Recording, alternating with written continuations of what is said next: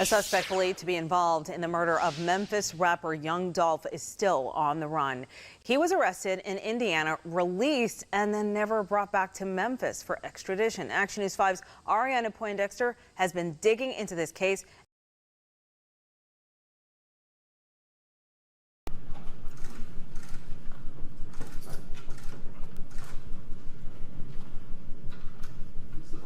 Smith. Smith, good morning. We'll actually raise your right hand with your handcuffs. So I'm going to tell you you've been indicted by the grand jury. Smith, you charged in indictment 22-00014 with the offense of first-degree murder. Mr. Smith, that offense carries a sentence of life in prison. State of Tennessee could also file a notice to seek the death penalty or to seek life in prison without the possibility of parole. You've also indicted in count 2 of this case, Mr. Smith, in charge of criminal attempt to commit a felony with first-degree murder. That Class A felony carries anywhere from 50 to 60 years in prison. Count 3, Mr. Smith, charges you with being a convicted felon in possession of a firearm, alleging that you've been convicted of an aggravated assault. That's a felony with statutory elements involving violence, the attempted use of violence. That B felony also carries 8 to 30 years in prison. This offense occurred after July 1st, 2021. That's an 85% sentence, Mr. Smith. If you're convicted of that crime, you have to serve 85% of that sentence. You've also been charged with employing rather firearm in the commission of a felony offense. That C felony carries anywhere from 3 to 15 years in prison. The gun charge is a 100% sentence, Mr. Smith. If you're convicted of a gun charge, you have to serve 100% of that sentence, would have to run consecutive to the attempted murder. You've also been indicted by the grand jury and charged with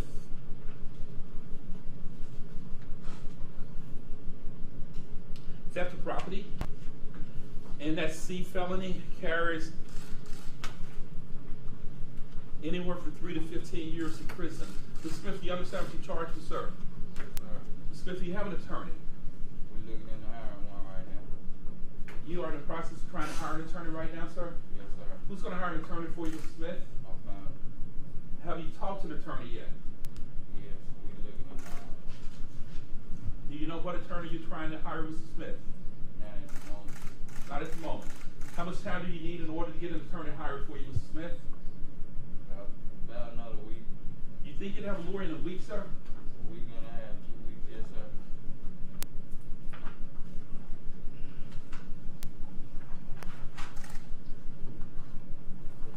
Have a seat for a second. Talk to you in a minute, please, sir. Mr. Justin Johnson. Mr. Johnson, good morning, sir. Mr. Johnson, in that indictment 2103333, you are indicted for the same similar conduct, rather, let me rephrase that, as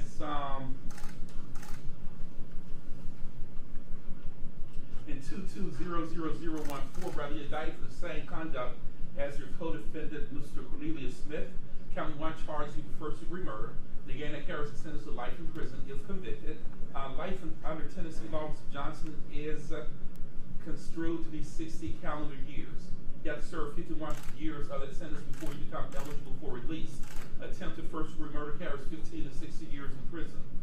Being a convicted felon in possession of a firearm carries 8 to 30 years in prison.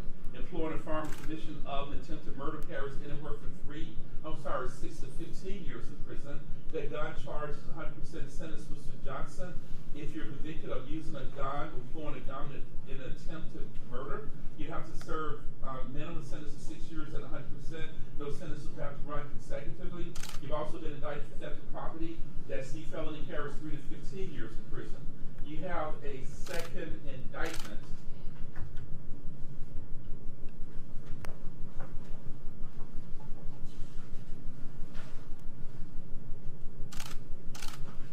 That apparently was superseded by the other indictment, which you just read into the record. 1210333 charged for first-degree murder, attempted first-degree murder, and theft of property. Now, do you understand the charges against you, Mr. Johnson? Yes, sir. Do you have an attorney, sir? Working on it. You're working on hiring an attorney. Mr. Johnson, who's going to hire an attorney for you, sir? My family. How long will it take you to get a lawyer, Mr. Justin Johnson? I can't answer it. I don't know. How much time do you want me to continue your case so that you and your family can hire an attorney, sir? 2 weeks, a week. Mr. Johnson, if you tell me that Judge Coffey, I cannot afford an attorney, I will appoint an attorney for you. Do you understand that, sir? I can afford one. You can afford an attorney. Mr. Smith, stand up for a second also. Mr. Smith, if you tell me that you cannot afford an attorney, I will appoint a lawyer for you also. You understand that, sir? You tell me that you can afford an attorney. Yes, sir. Mr. Johnson, Mr. Smith, you do not need the court to appoint an attorney for you. Is that correct? No, sir. And Mr. Smith, you told me you can have an attorney hired in a week or two. Yes, Mr. sir. Johnson, you told me you don't know how long it would take to hire an attorney. I don't know how most people got to do, they, I don't know, I can't say. When would you like to be back in court so you can let me know whether or not you were able to hire an attorney, Mr. Johnson? About a week. About a week. About a week. Mr. Hager, you handle this case with, say, Mr. Griffiths? Yes, sir. Yes, sir. You're both asking for a week, is that correct? Yeah, I should know something in a week.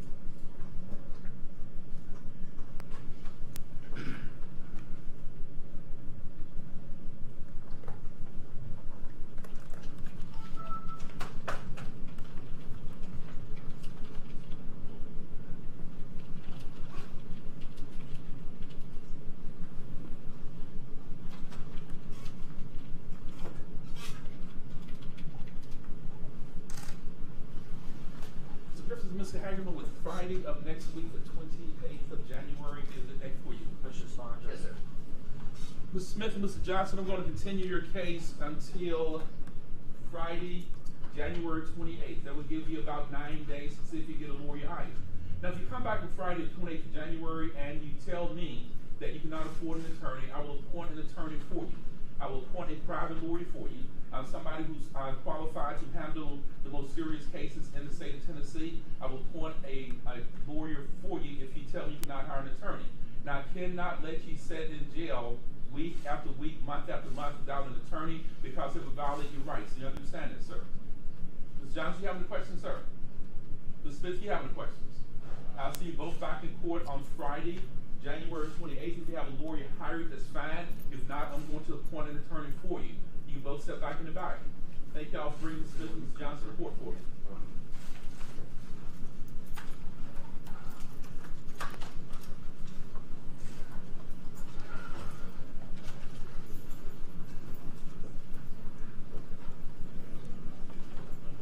Let me call the court into recess. Everyone to remain seated. Court stands at recess. Thank you, sir. Thank you. I'll see you in 9 days. Thank y'all for being here today. Be safe. See you in 9 days. Be careful. Yes, sir. Go ahead.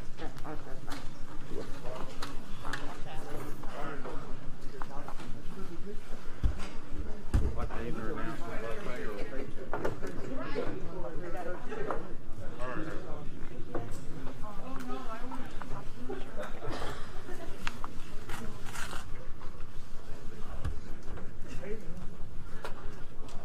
Did family already leave? Didn't that Joe? Right there. Okay. Real quick.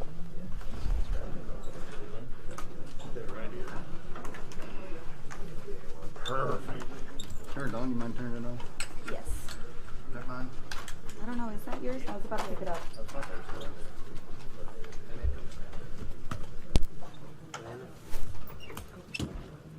Y'all slow down like 4 feet this way for the deputies.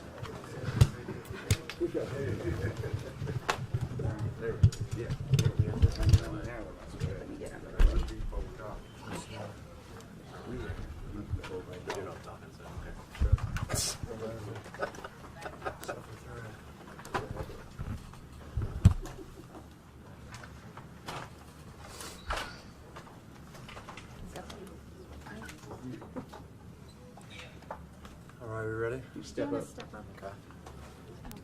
This is Paul Hagerman, Hagerman, with the District Attorney's Office.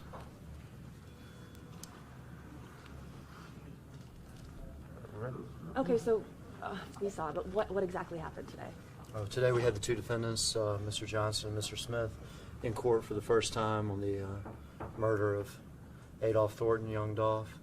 It was set for arraignment. Both of the defendants asked for more time to get attorneys hired, and so we'll come back in about a week and a half for that.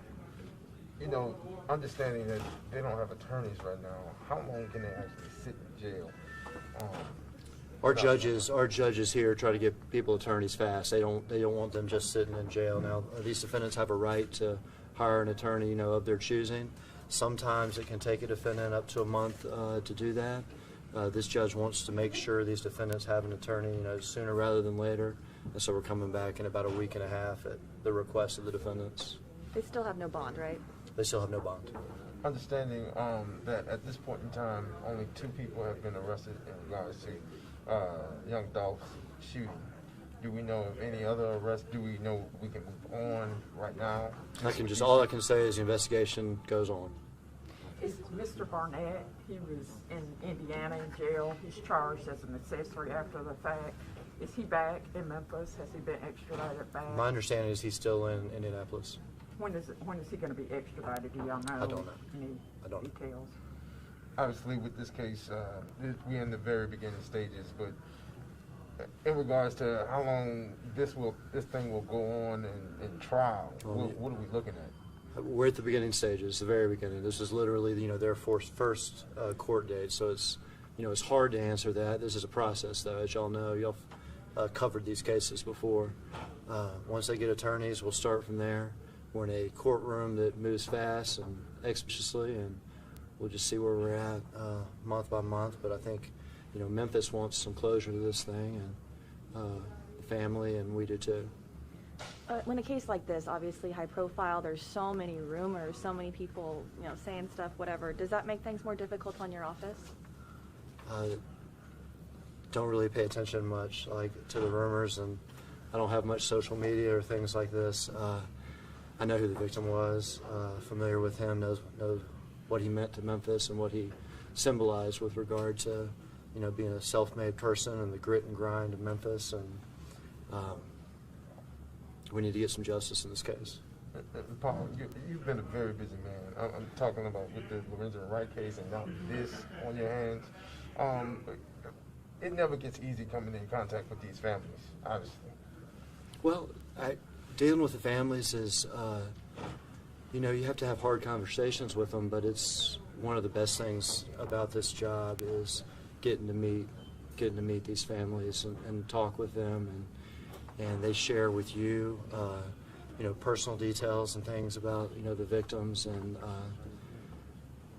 there's some meaningful conversations and some meaningful meetings with the families, so that's not the hard part of the job.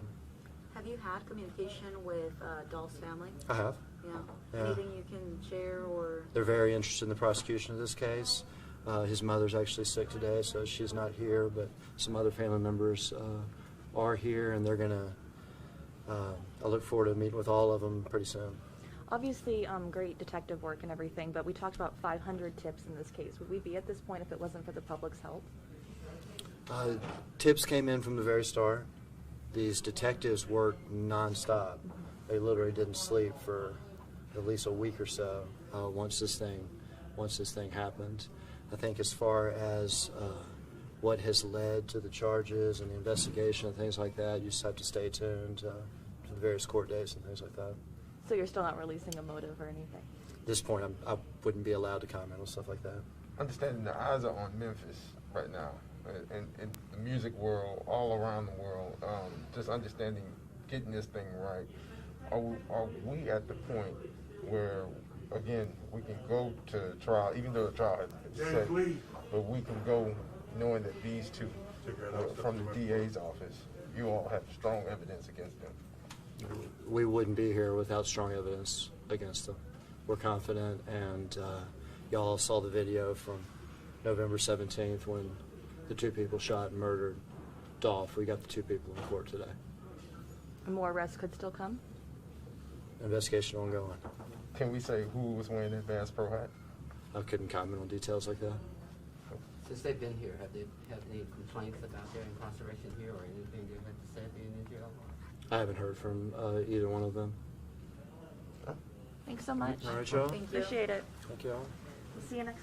A federal initiative that has been in place in central and south Mississippi will now be implemented in North Mississippi. The fancy name for it, the Violent Gun Reduction and Interdiction Program, will work to reduce violent crime. Law enforcement will focus on